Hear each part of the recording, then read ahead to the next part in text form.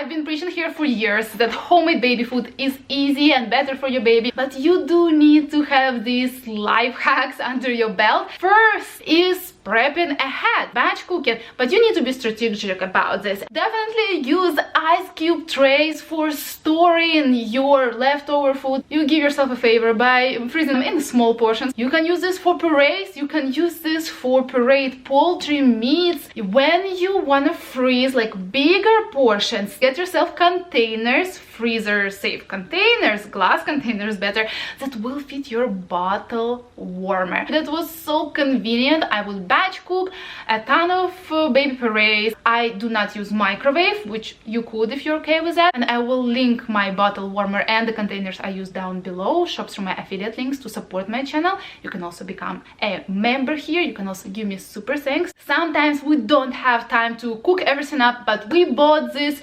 ground turkey, organic, pasture raised, whatever, and we don't want it to go to waste, and you want to freeze it also prepped to cook. So I was freezing ground poultry and meat in bowls. So I would take my wooden cutting board, put a plastic wrap on top of it, form little balls, however big the portion should be for my baby's one feeding. I put sometimes some shredded carrots into those balls. I put it on this plastic wrap. I put it into the freezer just like that, and in about half an hour I transfer them into a freezer safe Ziploc bag. And that's how I take out one next day and just throw it in the water or put it in like a steaming tray. The next two hacks are about adding some flavor in a healthy and easy way. Yogurts and cereals are so easy to smash a banana in. It takes 2 seconds. You use up that banana that's about to go to waste. Putting it on top of pancakes, adding it into the dough of pancakes. It's a really cool way to sweeten things up.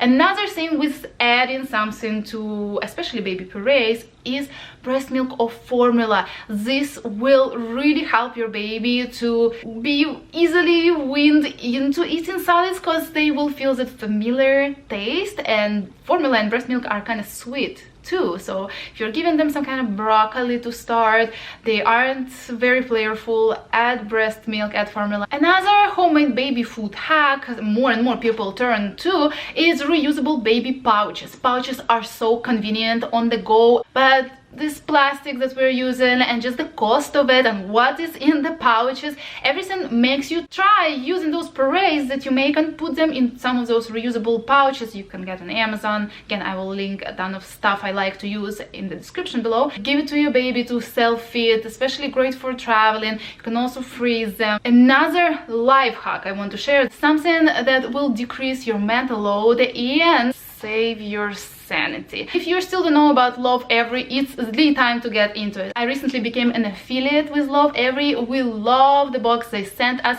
and I highly recommend it because they are extremely good quality things. Montessori open-ended play will keep your children busy for a long time and support their development, because all of those loud blinking making noise toys is something that will get you overstimulated as well. They're made of non-toxic materials, and it takes that load off of you thinking, what is the next developmentally appropriate activity I need to research for my child. Subscribe to their Play Kids subscription, where they will send you about every 3 months the new box that fits your baby's development, and you can hand this down. And if you want to gift someone an amazing birthday gift or holiday gift, because you can have a subscription, but you can also buy their products separately. So definitely check them out using my affiliate link down below, and thank you so much for supporting my channel. Next, we're gonna talk about everything frozen. Not everyone realizes that frozen berries oftentimes are so much better and so much more affordable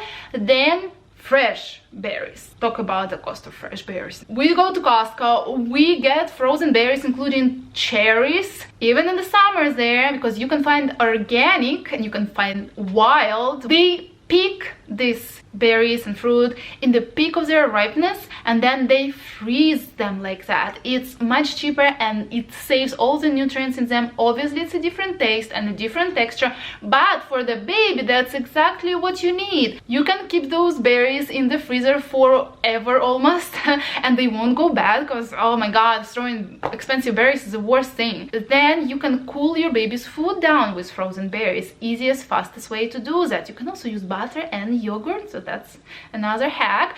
You can use frozen berries for a silicone feeder to soothe your baby's teething pain. That's an amazing life hack. And then frozen vegetables, same thing, peak of ripeness usually, and most of them are already pre-cut and pre-peeled, which saves a ton of time. A lot of them are like microwave ready, which again, I don't use microwave, but you can if it's okay with that. But think about butternut squash or sweet potatoes. It takes you a lot of effort to cut it up. I think skipping that prep part is so much better than skipping the whole cooking process, because you're overwhelmed. When you have it kind of prepped already, it makes you, you know, go into it easier and just make that healthy homemade fresh puree for your baby. And in case you have some questions and you need some support in your solids journey with your baby, I do one-on-one coaching sessions, so leave your email in the comments and I will shoot you back all the details. Now, have you heard of pincer grasp? It's a very important developmental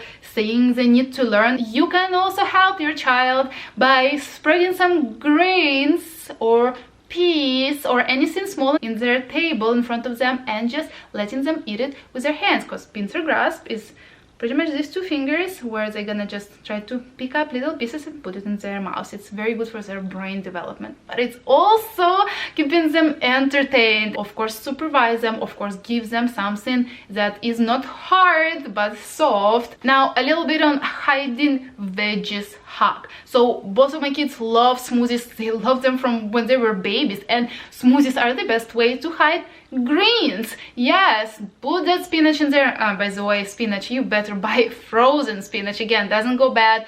It's cheaper that way. That's a great one, especially if you're using it for smoothies. Then oatmeal, you can hide oh, so many things in oatmeal. You can hide it in like scrambled eggs, in omelette. My babies were okay to eat. And the thing I use still even with toddlers is hiding veggies, shredded veggies, in pancakes. We buy Kodiak pancakes mix, which is a pretty good quality one, which it makes it so much easier on me too. So yeah, buying the right good healthy things actually helps, and it's okay. You don't have to just cook everything from scratch if you don't want to.